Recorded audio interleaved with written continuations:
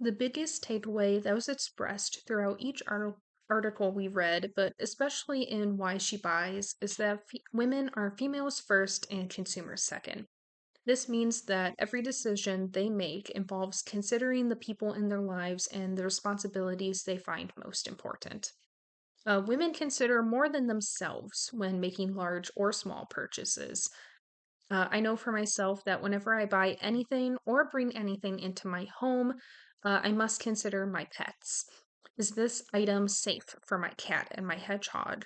Will my cat get into this specific flower that I buy? Just recently, I had to decide not to buy something that I really wanted. It was a gorgeous handmade doll. But I knew if my cat got into it, he would potentially eat her hair, which could ruin the purchase and could potentially make him sick. Something as simple as cleaning supplies or as monumental as a home purchase requires me to think about my pets and how each thing I buy will impact them. And many women consumers focus on this as well for their families, as for example. Another takeaway is how important the little things are to women consumers. Since I worked as an editor for years, I know that grammar and spelling is a huge deciding factor for me, as well as it is for many women consumers. Even if the service or product that I'm purchasing has nothing to do with grammar, I will avoid a company that doesn't put effort into making sure that they have proofread what they're putting out.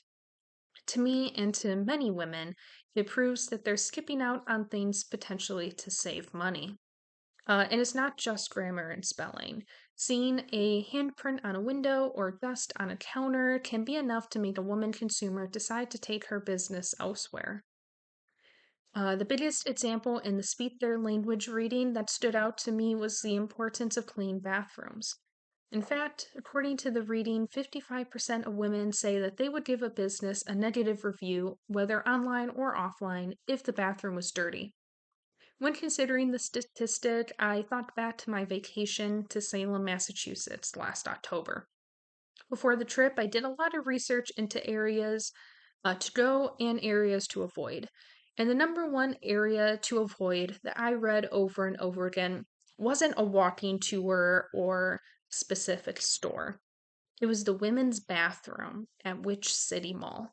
So, of course, my mom and I had to go visit the bathroom to see what all the fuss was about. We quickly realized why it was notorious for being so bad. You had to walk down a long, creepy hallway to even find the bathroom. There were only two stalls, and there was only one roll of toilet paper that everyone in line had to pass to each other before you could enter a stall. It became one of the most memorable stories of the trip. But if you ask my opinion on the Witch City Mall in general, I will tell you to avoid the bathroom. Finally, the third takeaway from the readings is the essential nature of following up. Women consumers find value in businesses showing that they appreciate their customers and want to ensure they're doing a great job. Whether they're reaching out personally, like through text or call, sending out thank you notes, or sending optional anonymous surveys, women consumers want to know that businesses are thinking about them after they've made the purchase.